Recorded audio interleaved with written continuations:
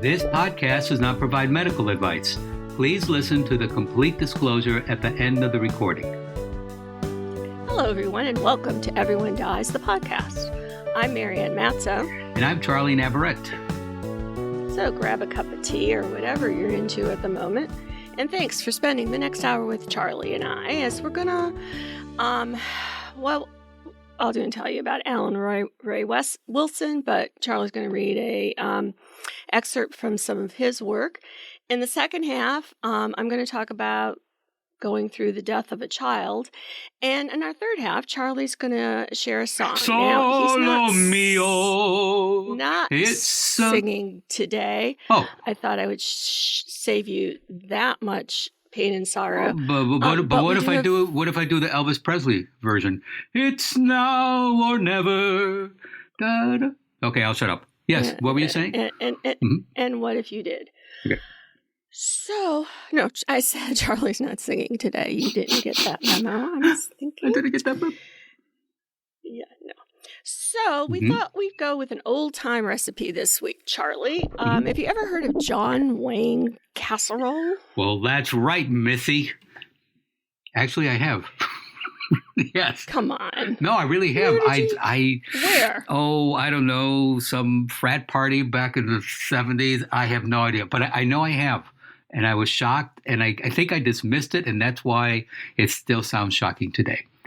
Don't ask me what's in it, though, because I really don't remember. Well, so that's a good segue, because depending on who you talk to, it depends on what's in it. Now, the original recipe actually came from John Wayne, if you can believe it. I believe it. It has no meat in it. You know, and with it, people just have this image of Wayne as this, lumbering cowboy. This was a very smart man. He really was. And he really came to really dislike that image, that he was just some cowboy who couldn't walk straight and jump on horses and shoot people. That was not Wayne in real life. Continue, please. Sorry. Go ahead. Shoot. Yeah. It came from a cookbook. That's what I get for spending my college years watching movies. Okay, go ahead. Your college years, your adult years, your old age years. Picky. All right. So there was a recipe written by Lloyd Bridges' wife. Now, all it says is Lloyd Bridges' wife. Like, she has no name. So Lloyd Bridges' wife wrote this, I guess, recipe from famous people. And she said she got this recipe directly from the Duke. Now, sometime over time, people have added like ground beef to it and like Bisquick to it. But man, that ain't the recipe. We are giving you the real deal. Yes. It has no meat in it. It's sort of like a chili relleno. Chili relleno? Am I saying that right? Yeah, chili relleno casserole. Wait, I'm sorry. Chili what? Relleno? What the hell is that? You know how they make those stuffed chilies in Mexican restaurants? Oh, sure. Relleno. It's like a double L sort of thing. Relleno. In Spanish, and all you Spanish speakers, feel free to correct my pronunciation. Relleno. So relleno, relleno. So to Americanize it, relleno basically is that something is filled. So chili relleno is just that, filled green peppers. Relleno. Well, yes. my knowledge is now relleno. There we are. There you have it. Okay. So check out the recipe. Yes. I always considered Mrs. Bridges not Lloyd Bridges' wife, but Jeff and Bo's mother. Oh, see, there's another angle. The poor woman has no identity of her own other than she wrote a cookbook and knows John Wayne, which is up for me. I know John Wayne. I've never written a cookbook. Hey, maybe we should do an Everyone Dies cookbook. I've seen John Wayne movies, and Lloyd Bridges is in one of my favorite comedies, Airplane, which is now 40 years old. Airplane came out 40 years ago. It's nuts. I bet it's still funny. Oh, it's hysterical. I know in the past year I have. It was crazy, though. There was one night, I don't know, several years ago, I was just up. I was flipping channels, so I went and I noticed a black and white movie, so I started watching it for a few minutes. I mean, this was like a serious, but it was a B movie from like the 1940s. These folks were serious. And I thought, why do I know this dialogue? And then I realized this was the basis of Airplane. I mean, Airplane is based on this, and I don't remember the name of it. This old 1940s B movie is the same situation, but of course without the humor. It was wild to see this thing. Yeah, it's a black and white film, the middle of the night. I never even knew that was. Oh yeah. That was the case. Yes, the Zuckers bought the rights to whatever this movie is, and they just went to town with it. 40 years ago now. That's funny. That's nuts. Wow. So what does this have to do with? Oh yes. So yes, Lloyd Bridges is in the film. We're still trying to figure out the name of Lloyd Bridges' wife, but okay, we'll get there. Oh wait, yeah, this is not fair to this woman. Hang on a second. I have this thing. It's called the Google, and let's see what the internet. The internets. Yes, the internets. Not to be confused with the New York. I could have been nice and looked it up when I was writing this script. Yes, you could have. I figured it'd be more fun this way. It's not like you spend all this time, breaking your butt over this script and I have nothing to do. That's not the situation at all. Exactly. Yes. So during the show, you're going to do the work. Dorothy Simpson. Dorothy Simpson. What is she related? She's related to Marge. Or I was going to say The Simpson. I was faster than you. Yes. Actually, my other thought was OJ. But it's like, it's always about the winning with you. What is this? They had 4 children? I thought they had 3 children. Wow, they had 4 children. Because I know. 2. How many boys? Come on, where I know of at least 2. Yeah, Bo, Jeff, and I know, their sister. But this says 4, and I don't see. Is it Jeff who's sick now? Yeah. Cancer. That's what I'm thinking of. Yeah. Yeah. Gosh.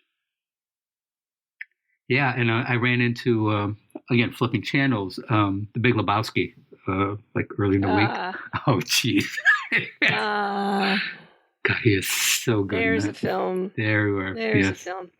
So, Charlie. So, this week I received a Facebook message with a link to a song. And, on Facebook, you just never know what it's. You get a link, you never know where it's going. Yeah.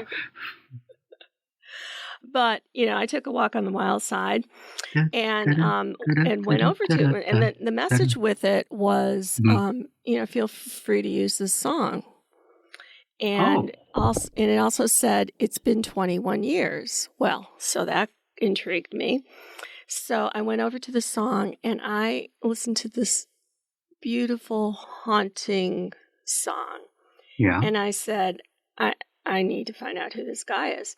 So I contacted the artist and I said, hey, can I talk to you on our radio show on Passionate World Talk Radio?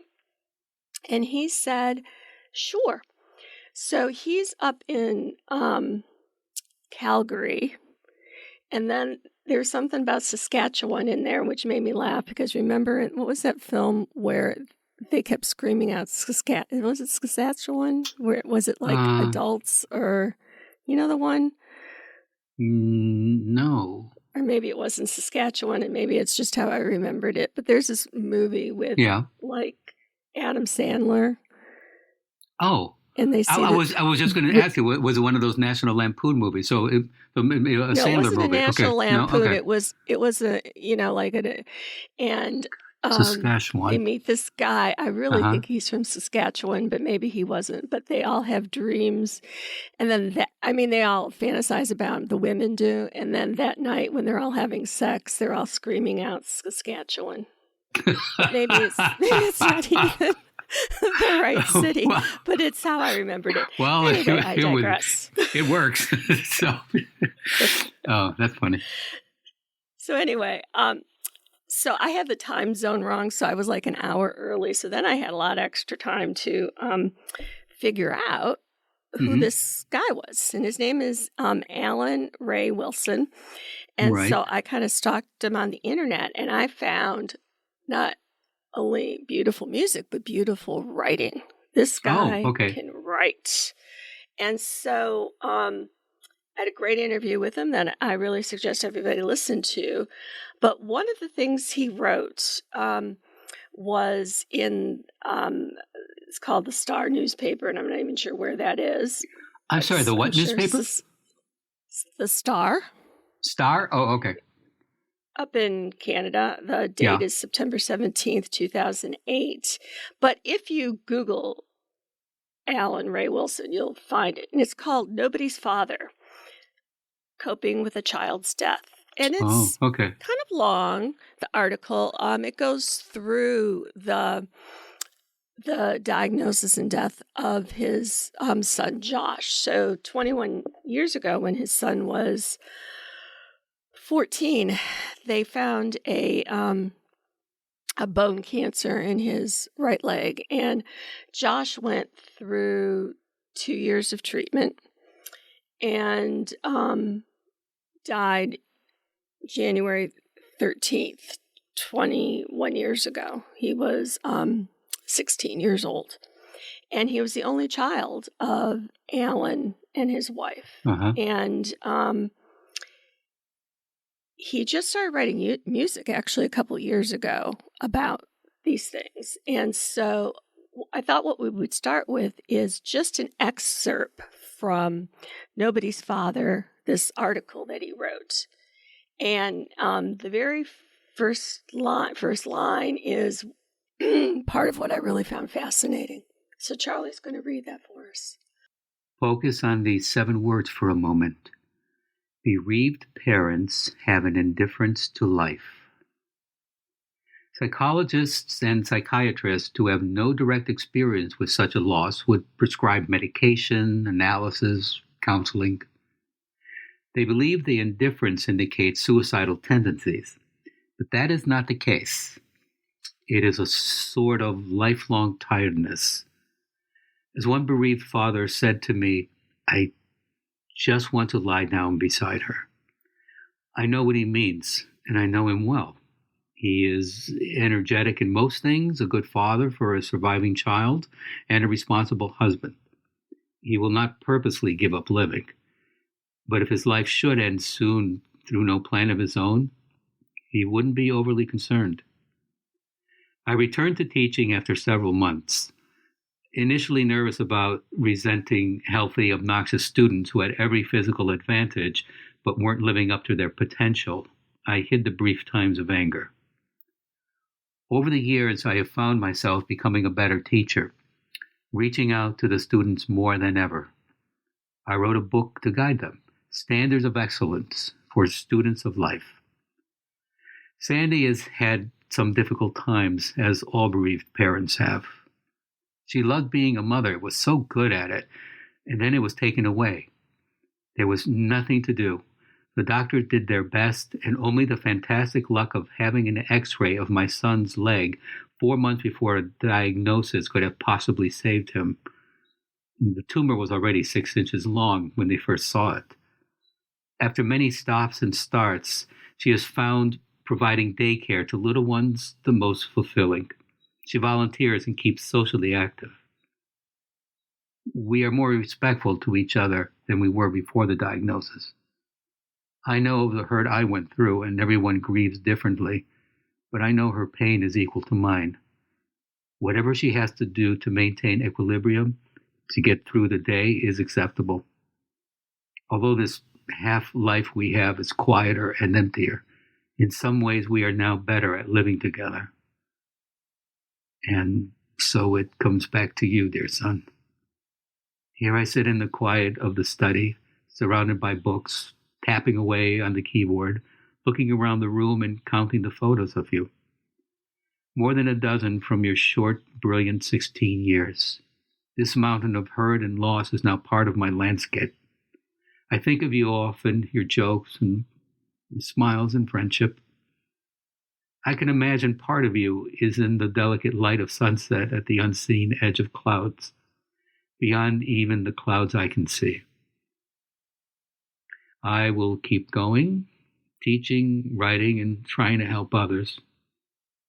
Just as you bravely lived 22 months with a deadly disease, I will try to turn this into a meaningful experience.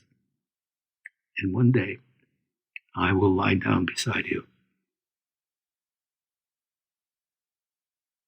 Please go to everyonedies.org for a link to the complete poem and the recipe and additional resources for this program. Send us your questions, anything else you want to tell us. You can email us at mail@everyonedies.org. It's mail@every1dies.org. Join our Facebook group, and remember to rate the podcast. Isn't that an incredible piece of writing? Oh my God, to have to, not have to, but when you're writing it, I imagine this poor guy just went through it again, just, the emotion and just brought up all that. Yeah. And then his album has come out, and we'll listen to one of his songs, and we'll talk about that also. But he's an incredible guy. A lot of links in our podcast, guys. So go and you can read his stuff and listen to his music. He's very open and giving and kind. So in our second half, I'm going to spend some time talking about the death of a child. And this will be the beginning intro to a series of topics about children dying. And so this one's a little bit longer and a little bit more kind of general. So I hope you stay with me because it sets kind of the stage for the other ones that will come. So the death of a child is a life-altering event for parents. It leads to a grief that's just our own. It's intense. It's long-lasting. It's not going to go away. That grief affects all of our relationships, and as it's sometimes seen as our role within society. Parents can find grief isolating due to society's lack of understanding of their own grief experience. Sometimes people will say, well, just get over it, just move on. And parents who've lost a child will be like, what the heck are you talking about? That's just not how it works. Professionals are now acknowledging that the parental need not to let go, but rather to reconstruct a relationship with their deceased child in terms of the continuing bond. We say all the time, death ends a life. It does not end a relationship. Mm-hmm. Very true. We have that relationship with that child forever. Also, the death of a child goes against the natural order of life. The young are supposed to outlive the old. Right. We are not supposed to bury our children. Right. That's against the rules. And somebody needs to get that darn memo by now. Some people have more intense grief with the death of their child than they do of their spouse or their parent. The death of a child can be experienced as the death of the parent's future dreams, as well as creating a profound change in their present roles and functioning. Increasing in the incidence of suicide and homicide in adolescents and random acts of violence in our society have increased the risk of traumatic stress responses for bereaved family members. Charlie, the whole process of conceiving, giving birth, and raising an offspring is shared by all living animals. But for us as humans, the experience of this process adds many elements of the psychological, the social, and the meaning of what it is to go through each of those experiences. At various stages in the life cycle, men and women relate to child conceiving and child rearing roles as central to their existence. Some people, like as little kids, it's like, what do you want to be when you grow up? I want to be a mommy. I want to be a daddy. It's not true for everybody, but for some people who that's what they're looking forward to. And then to lose their child is like, that's been my lifelong dream and it's gone now. Of the bonds formed within the family, the parent-child bond is not only particularly strong, it's integral to the identity of many parents and their children. I was talking to my daughter the other day about grandchildren. She said, "You were born to be a grandmother, Mom." I said, "Really?" Born to be a grandmother. I said, "Was I born to be a mother?" She said, "Oh, yeah, that goes without saying. But, you have to have grandchildren." And I thought that was so interesting because in my own sense of self, I don't see myself as been born to be a mother or born to be a grandmother. It's just, I just found that fascinating. Parents of children and adolescents who die are found to suffer a broad range of difficult mental and physical symptoms. As with many losses, depressed feelings are accompanied by intense feelings of sadness, despair, helplessness, loneliness, abandonment, and a wish to die. Parents often experience physical symptoms such as insomnia or loss of appetite, as well as confusion, the inability to concentrate, and obsessive thinkings. Extreme feelings of vulnerability, anxiety, panic, hypervigilance can also accompany the sadness and despair after the death of a child.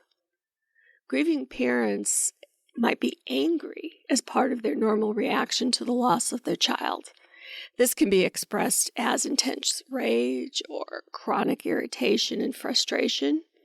It could be directed at the spouse or other family members, at God, at fate, or even at the dead child. Anger can also be directed at themselves, creating feelings of self-hatred, shame, worthlessness. There's little doubt that most persons respond with emotional and physiological distress following this loss. The bereavement response is mostly that of readjusting and recalibrating our psychological attachment to and what often becomes a preoccupation with that child that has died. As a parent, there's a continued investment in the relationship with the child that can become neglected. Now, grieving your child's death includes both how your body responds, the relationship with your child, because, as I said, that relationship is going to continue. Death does not end the relationship. So there's two parts to this bereavement response. And this is something that I don't see talked about very often. So let me tell you about this. The first part focuses on how people function generally. And in the case of a loss, it focuses that had way too many S's in it. I'm sorry. It focuses on what is with me. It focuses on how functioning is affected following death. So let's kind of go through these. There's a degree of anxiety and depressive responses that are triggered by the death of that child. Looking, if you have other children left, either not wanting to care for them or being hypervigilant about, you're not leaving my sight because I don't want anything to happen to you too. There's what are called affective responses in terms of how we feel, and those are things like guilt and helplessness. There's how your body feels, like you can't get out of bed, or you can't take a shower, or you can't eat anything. There's psychiatric symptoms, including, like orientation and mental status. Are you able to, things that you've always been able to do, and now. No, without thinking. Like, how does that work? I can't get this to work. or symptoms of PTSD, post-traumatic stress disorder. They can be full-blown PTSD. It could be in partial forms. It could be suicidal ideation.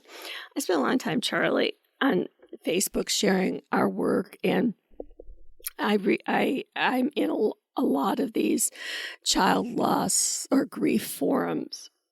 And these are all things that I read about parents who say, I just want to die. I just want to go and be with them. And what I want to say to you listeners is that you have that feeling, and that's a normal feeling.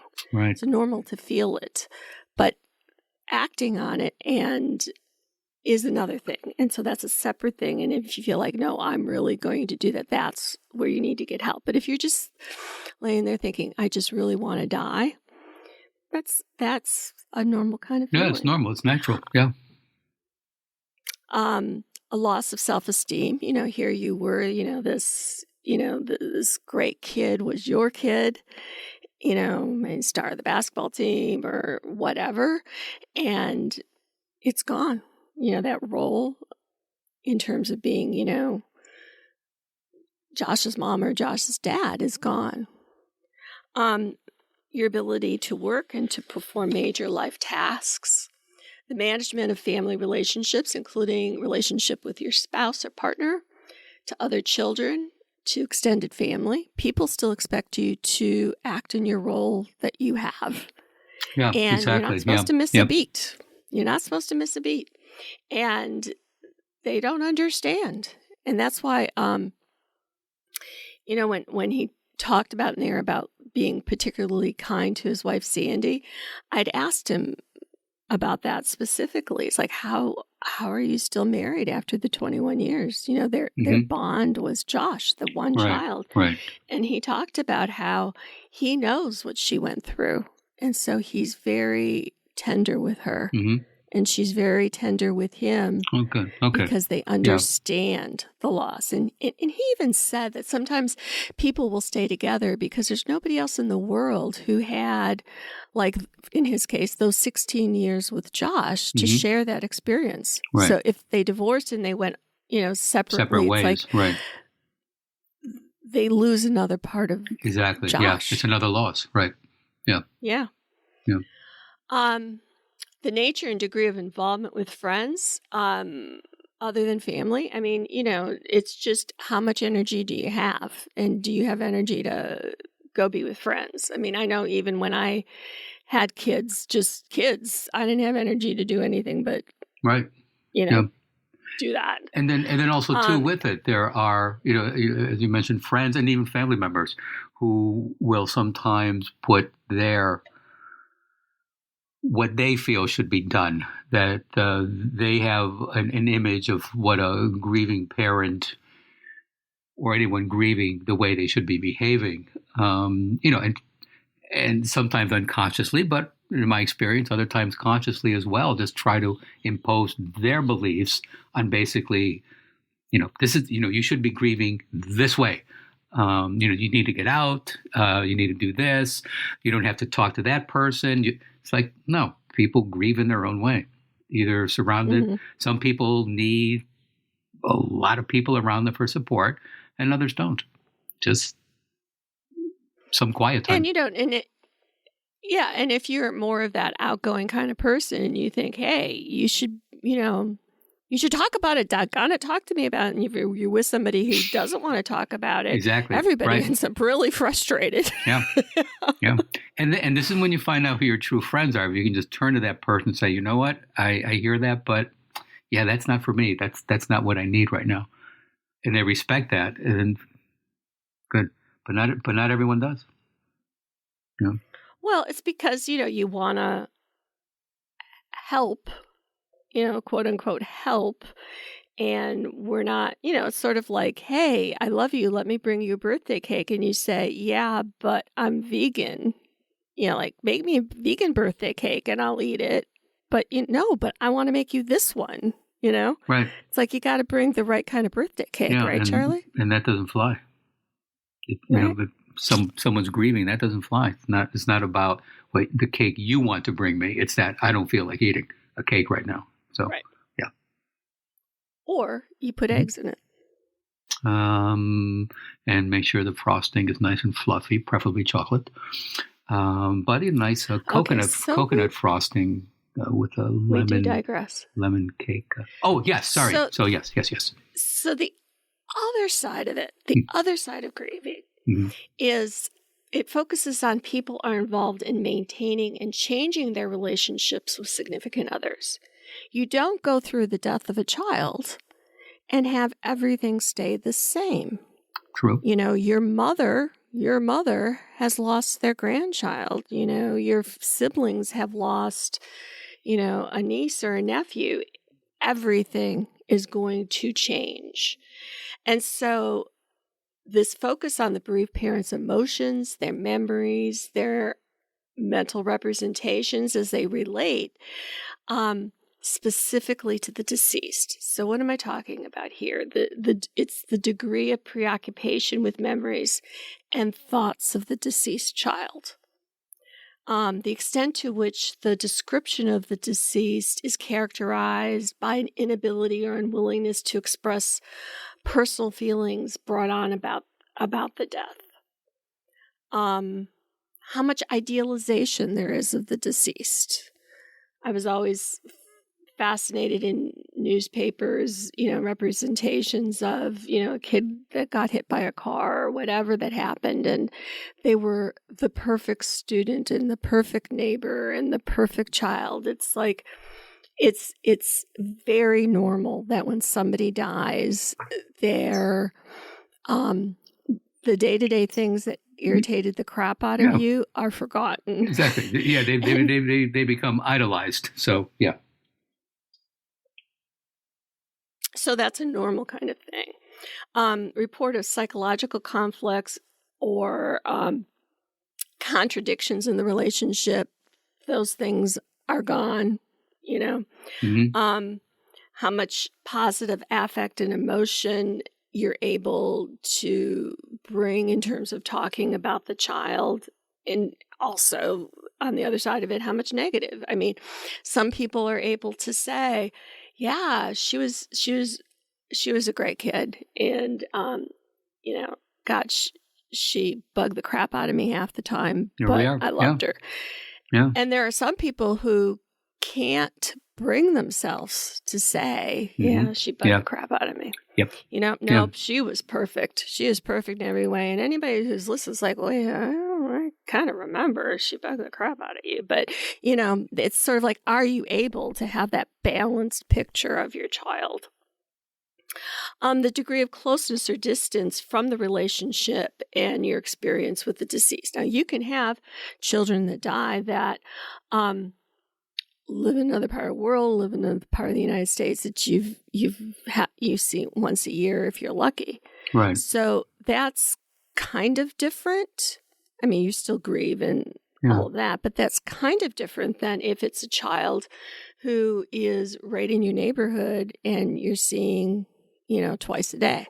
But then also with that, even if the kid is, in the neighborhood a couple of blocks away, but you don't see your child regularly, either because there's work or there's just has never been a close relationship. I mean, you could be closer to a child who lives on the other side of the planet than someone who lives 2 blocks away. It's just the nature of the relationship you had with your child. Right.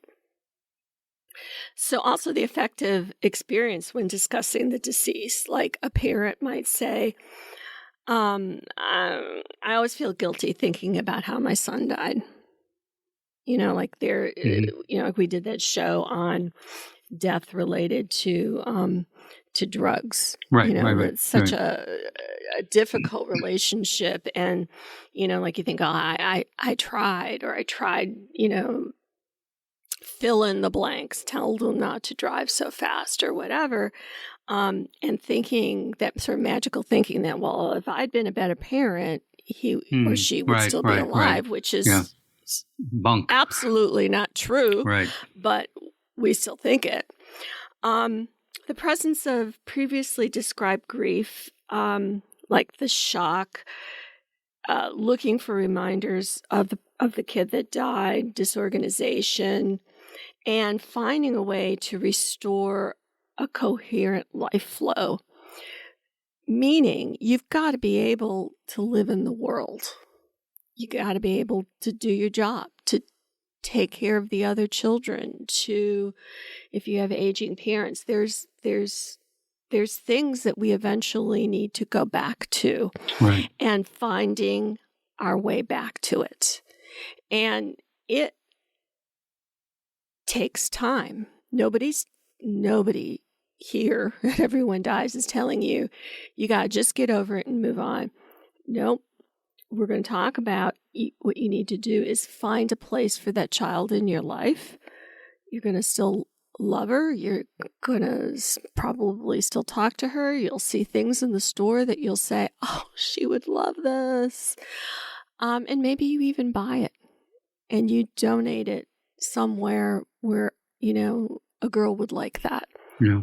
You don't stop being their mother, and you don't stop being their father. Right. And as you were saying that, I suddenly, of course, I thought of a movie. When near the end of what you were saying, that you still have to get up, you have to go to work, other kids to deal with. When near the end of Casablanca, where Bogart says that what is it, the problems of three little people in the world, the problems of three little people don't amount to a hill of beans in this crazy mixed up world. It's like, the world keeps going on. It doesn't care. Mm-hmm. Like you say, life keeps going, everything keeps going. You can't get off. You can't stop the planet and jump off. Yeah. As much as you think it would be so much easier. And it would be easier. Yeah. Maybe it would be easier. I mean, you need to make time for yourself. But the planet's going to go on. So that's it. Mm-hmm. Another aspect is the manner that your child's memorialized, both publicly and within the family. So, I had a friend whose baby died very soon after she was born. And what they did is, at their other child's daycare, is they built a library. Oh. And, the daycare gave them a room, and they put in nice bookshelves and bought all these, cool kids' books and painted it, and it became that library.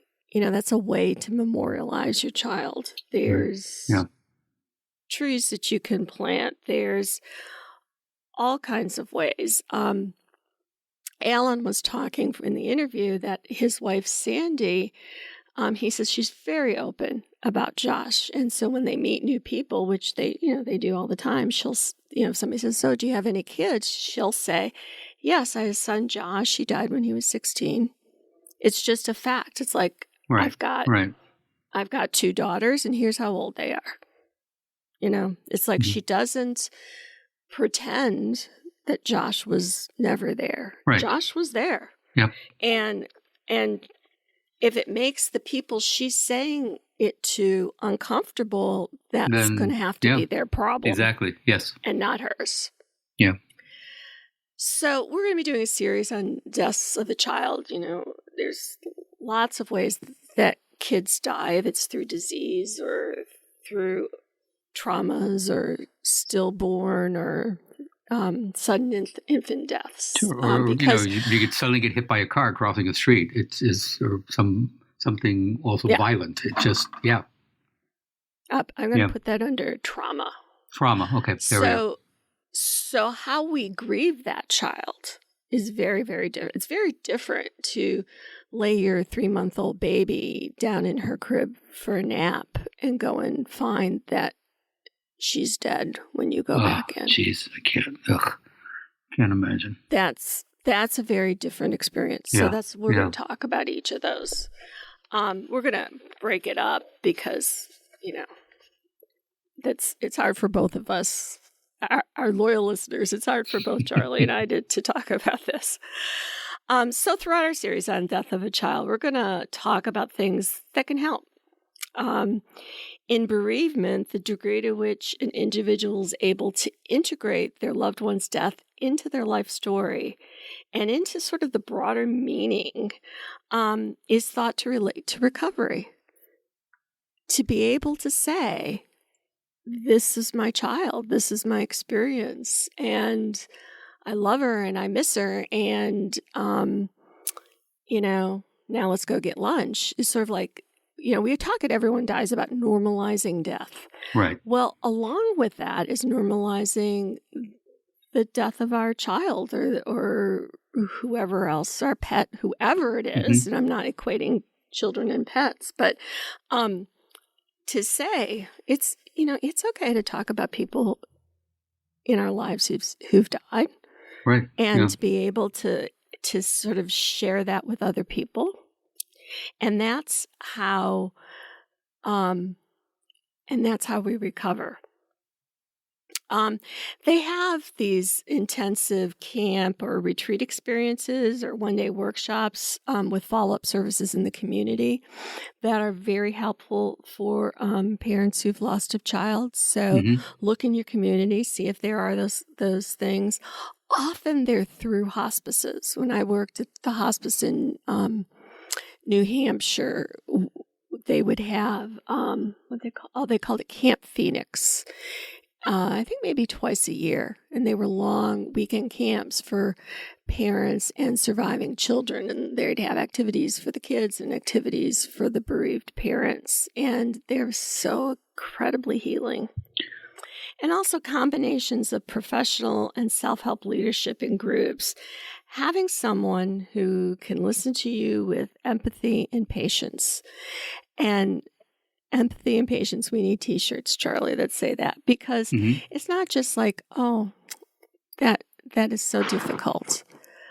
Now, get over it and let's go, no, it's the patience of, let me tell you again about the last month of my child's life. The patience to listen to that story, because it's in the telling of that story that we begin to heal. You'll find that the story can get shorter and shorter and shorter as we don't have to share every exact detail. Yeah, you had earlier said that's part of the healing. Yeah, you're saying healing now, which I agree, because a couple times earlier you mentioned about that helps in the how did you put it, to recover, and I thought no, because I imagine, maybe I'm wrong, I can't imagine anyone ever recovering from the death of a child. Think about the word recover. Recover is getting something back, getting back your peace or getting back your ability to do your role. I'm not talking about get over, but you can, think about somebody who's had a stroke. They recover, but then they have rehab and they have all kinds of things. They're never going to be the same again, but they're not on the brink of death as you are at the very beginning. Oh, right. You adjust. You deal with it in the way you deal with it, and you adjust. But you say potato, I say potato. Yeah, it'll always be there. And I'm sorry, this camp that you talked about is called Phoenix, where people can go and talk about. So in New Hampshire. New Hampshire, the hospice I worked at, usually these things are part of a hospice, but not always. In New Hampshire, ours was called Camp Phoenix. Okay, go to. Yeah, but for me, Phoenix, I always think of the mythical Phoenix, which rises from the ashes. So I mean, to me, it sounds strange because it's like your child's dead. You are right. Yeah. It's not the child that's rising from the ashes. It's you. But I'm not dead. You're not bring. But when you first lose your child, you feel as though either you are dead or you want to be dead. Oh, I see. And so you're kind of in that. For some people, nearly. I mean, I see postings on Facebook where people say, "I finally took a shower." Oh, wow. Okay. So it's it is. No, and okay, to kind of then rise out of that rubble of grief and to be able to say, I can now put one foot in front of the other. I can now fill in the blank. All right. Yeah. It's not literal, Charles. Well, no, I didn't think it was literal, but it just the name just didn't. For me, it doesn't fit. But okay, but I do see what you're saying. Yeah. So combinations of professional self-help leadership in groups, somebody who listens with empathy and patience, and having validation that your unique grief experience is your unique grief experience, and how you're going to respond to it and how you're going to deal with it is yours. And there's not a right way. There's not a wrong way. Right. Yeah. There's your way. That's it. Yeah. Yep. So, that's our first part about child grief. Do you have anything you want to add or ask me, Charles? No. When as you were speaking, different thoughts came up, so I brought them up. But no. How many? I know, for example, when you spoke a couple of weeks ago about strokes, there was one about left side stroke and right side stroke. So with this, how many areas or topics do you have? Oh, well, I haven't really kind of written them all out, but you think about SIDS is one, miscarriage is another. That's a whole other animal, right? Mm-hmm. Traumatic death, like kid that drowns, things like that. Yeah. I don't know. There's at least 3. Okay. I suppose you could even talk about younger kids versus older kids. Yeah. We've already talked about death from an overdose, which, yeah. And if our listeners have a particular thing that I haven't mentioned, please let us know. We're always happy to hear what you have to say. Absolutely. Yes. So, Charlie, are you ready to introduce the third half? I am. So, what as Mario mentioned earlier about the song and the CD. I mean, the inspiration behind the CD and the title track came after a conversation Wilson had with Toby Boulay, who was another parent grieving the loss after his son Logan. Marianne, do you remember that accident a couple of years ago in? It was 16 people. Saskatchewan? No, I don't remember. I just remember the horrible accident. It's like, there was. I think actually it was in Calgary or somewhere up there, right? But basically, his Boulay's son Logan was one of the people killed in that bus crash. I think there were 16 people. Now, wasn't that? And his son was one of them. Wasn't that they were hockey players, right? Yeah, it was some. They were all kids. Yes, that were out to play hockey for to play or coming back for this game or whatever. But it was Yeah, the Humboldt Broncos was the name, I think, of the. Yeah, it was the Humboldt. Yes, yeah. Yeah. So so after Logan died, his father just part of his grieving process was to write, and I know actually, that Charlie. Yeah. Can I just say, Logan didn't write the song, so Alan wrote the song, and Alan and Logan, the dad. No, excuse me. No, Toby. Logan. Toby, right. We are like such an old married couple. Toby is the dad. Right. And Toby and Alan had worked together. Right. So they knew each other. Yes. So after Logan died in the bus crash, Alan called Toby sort of as a condolence call. Right. And in that call, Toby said, I just want him to come home. Mm. And so when Toby said that, Alan, the guy that I interviewed, said, I feel that way too. Yeah. I just want my son to come home. And so I guess that churned around in his head for a while, and he was thinking about, starting to write some songs himself. And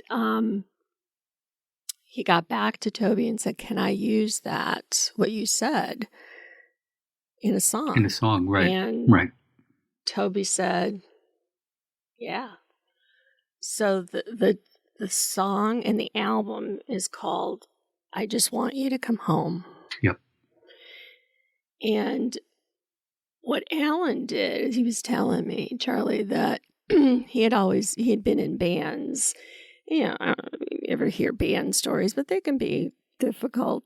And so when he decided that he was going to do this album, he decided that he would just get friends to be in different songs. So this one, I Just Want You to Come Home, is, I think the guy is, I didn't write down his name, but I think he's in the symphony orchestra, plays the cello. Cello. I love the cello. This is such a mournful sound. Oh, cello, yes. You'll have to click on the link for this. This is a beautiful song. So he got this friend from the symphony who plays the cello in this song, and then he's got like other friends who do another song with horns and another side. So each of the songs, none of them sound like one band. They're all different, which I think is pretty cool too. So we have the links to the song. The song is I Just Want to Come Home. I Just Want You to Come Home. Right. And so now we get to listen to it now. Great. The slowest melody ever, a twisting dark river, sliding down, down, down, down, down. All the faces fading away, the laughter yesterday now hurting, hurting, hurting, hurting. Don't want anyone on this road to feel like this. Don't want anyone on this road to be with me. I learned to live with it day by day and put it away. I just want you to come home. The deepest harmony ever, so natural like a shadow on the ground, moving around, around, around. But the blue sky slipped away, the shadow vanished that day, and now the hurting, hurting, hurting, hurting. Don't want anyone on this road to feel like this. Don't want anyone on this road to be with me. I learned to live with it day by day and put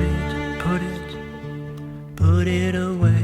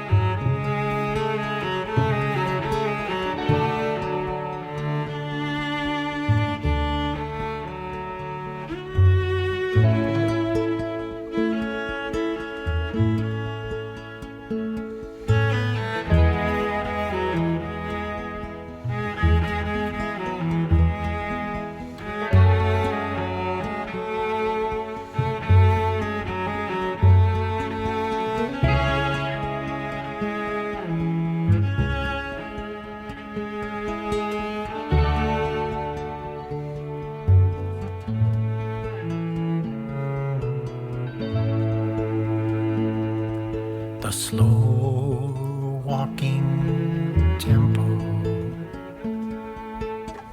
pulling me along, along, along. Relentless, strong, strong, strong. All the ones who have gone before us, saying feel the hurt, but carry on, on, on, on. Don't want anyone on this road to feel like this. Don't want anyone on this road to be with me. I learned to live with it day by day and put it away.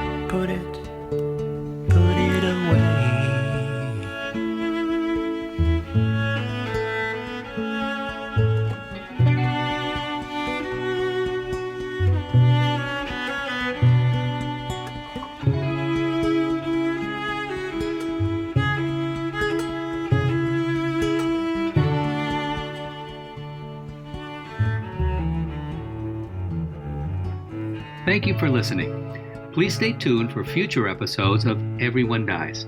Our thanks to our executive producer, Major General Retired David Gillette, our producer Sandy, John, our technical advisor, Tom Hartman, our administrative advisor, and our friends, family, and our loyal listeners who are supporting our work at Everyone Dies. This is Charlie Navarrete. I'm Marianne Matzo, and we look forward to talking with you soon. Remember, every day is a gift. This podcast does not provide medical advice. All discussion on this podcast, such as treatments, dosages, outcomes, charts, patient profiles, advice, messages, and any other discussion are for informational purposes only and are not a substitute for professional medical advice or treatment. Always seek the advice of your primary care practitioner or other qualified health providers with any questions that you may have regarding your health. Never disregard professional medical advice or delay in seeking it because of something you have heard from this podcast. If you think you may have a medical emergency, call your doctor or 911 immediately. Everyone Dies does not recommend or endorse any specific tests, practitioners, products, procedures, opinions, or other information that may be mentioned in this podcast. Reliance on any information provided in this podcast by persons appearing on this podcast at the invitation of Everyone Dies or by other members is solely at your own risk.